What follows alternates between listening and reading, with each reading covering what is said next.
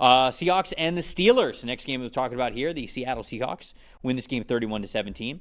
Top 5 graded players that we had on Seattle. Running back Kenneth Walker at the top of the list with a 91.0. Defensive tackle Leonard Williams an 82.5. Wide receiver Cooper Kupp an 80.2. Jackson Smith and Jigba right behind him with a 78.6.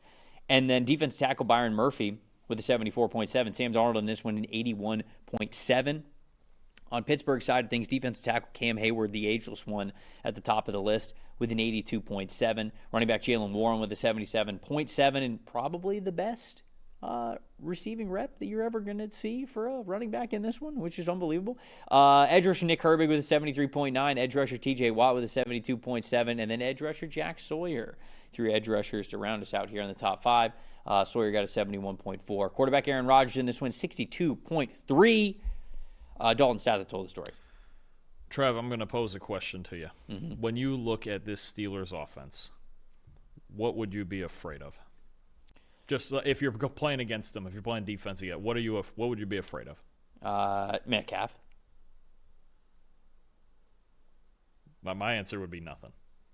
You wouldn't be afraid of DK Metcalf? Not really, no. You say it to his face. Not the way. Well, you say it to his I'm face. not going to fight the guy. Well, calm down. I mean, tell him you wouldn't be afraid of him.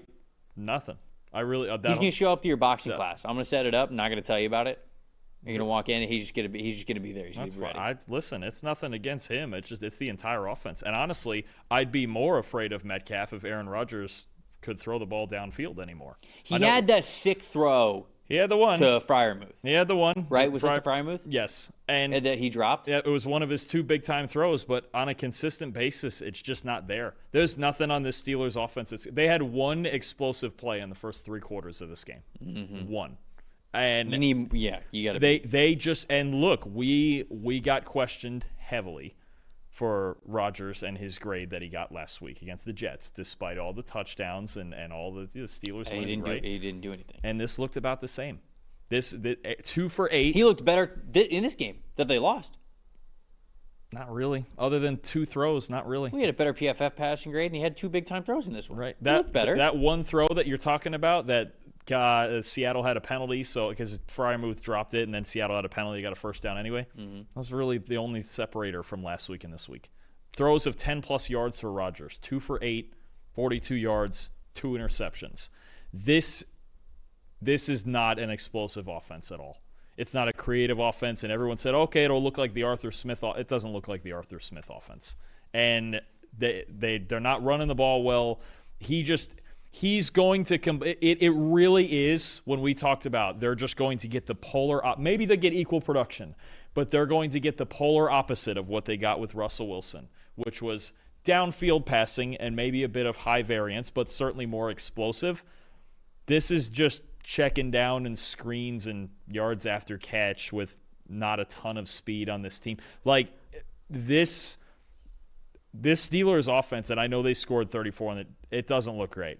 Because I think last week it was much more about the Jets blowing coverages and things like that in their secondary. It was. This is what happens when you have a competent defense in front of you in the secondary, especially with the Seattle team and a team on the defensive line that dominated their offensive line.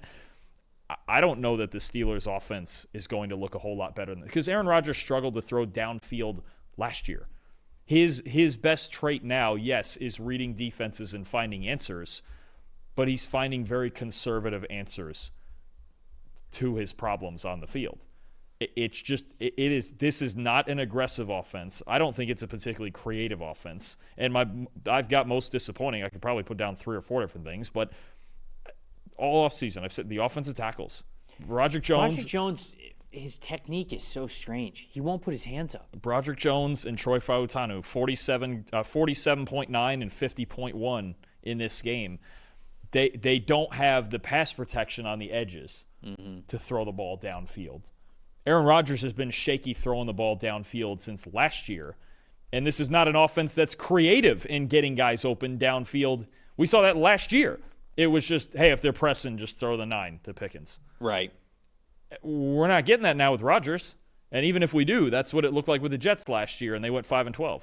I'm not saying the Steelers are going 5-12 because their defense should be better than it's been the first 2 weeks, and it's not been good. But I don't think there's anything about this offense that scares me at all with Pittsburgh. Yeah, that's where I'm at with my stat that told the story. It's the Steelers' run defense right now. 57.7 run defense grade in this past game. 59.0 run defense grade this season. That's 24th in the NFL. Specifically, Keanu Benton was getting beat up in the middle. I was watching a lot of those Kenneth Walker runs, which he's my most impressive. 13 carries, 105 rushing yards, 8.1 yards per carry average, and a 90.9 rushing grade. I was watching a lot of those carries, and Keanu Benton was not faring well against any sort of, I will say, like, lateral block or combo block. That's a problem against the Seahawks. Yeah, and originally, like, in the early portions of the game, the Seahawks were a lot of mid and outside zone.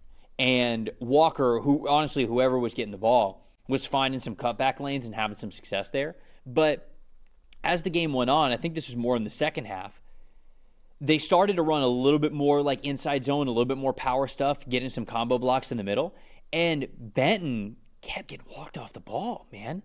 And it was leading to way too many easy runs for the Seahawks team. And so the run defense has to be a lot better. You talked about in week one how, who did the Steelers play? The Jets. The Jets. Yeah, the Jets. How the Jets were like running away from TJ Watt's side of the ball. Yep. And then it was reported that the Steelers sort of like had like a meeting as a team, like to talk about run defense and be better and have more pride in that.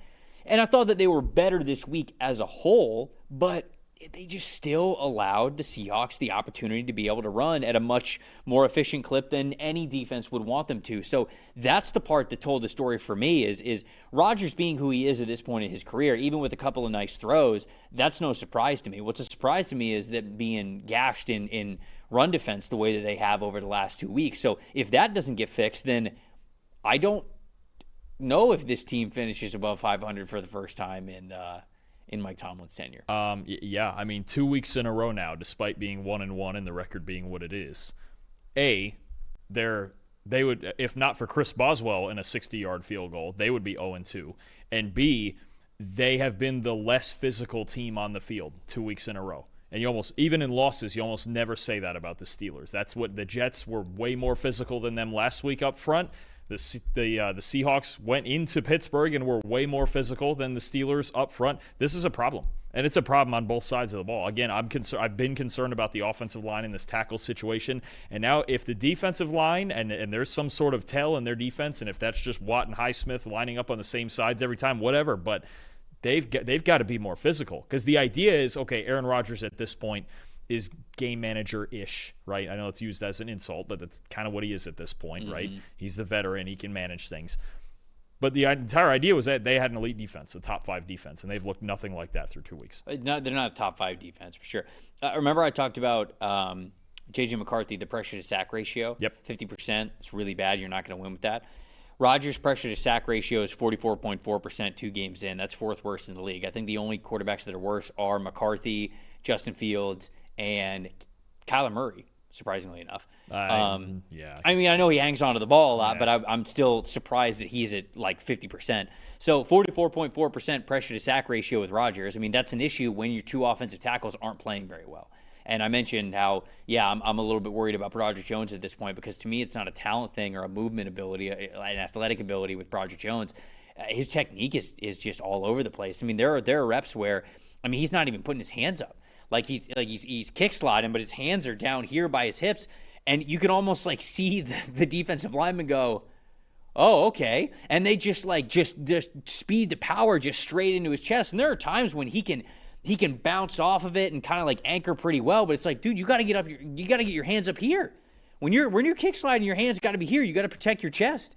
So he's got to get better at that, or we're just not going to see those numbers get much better. Most impressive before we move on? Those 2 defensive tackles that Seattle has on the inside, they just controlled this whole game on defense. Leonard Williams and Byron Murphy were both fantastic. And I'll tell you, if Byron Murphy's going to be a guy that takes another step this year, because last year had the hamstring injury he was dealing with. He was getting reps in the second half of the year, but it was kind of a mediocre rookie year for him. If he takes another step next to Leonard Williams and everything else they have on defense, you've got a real unit for Mike McDonald here. This was a big-time win for them. Yeah, obviously Sam Darnold, really nice game for him. I know he threw the 2 interceptions, but it was a good game for him. We mentioned that it was a good game for Kenneth Walker. Smith-Njigba, another 100-yard game. Cooper Kupp, was great to see him have a really sort of like vintage Cooper Kupp-ish type of a game there. Torrey Horton getting in the end zone for the first time. And so it was a good game for the Seahawks, who could very well be 2-0 this season. Now, they're 1-1 because obviously you lose to the San Francisco 49ers, but they were driving there at the end. And if that ball isn't a fumble, maybe it's a check down, maybe it gets them a first down, maybe they even get into the end zone when it's all said and done. So not worried about the Seahawks at all right now. I think that they're a really good football team, and it's good for them to get a win in Pittsburgh.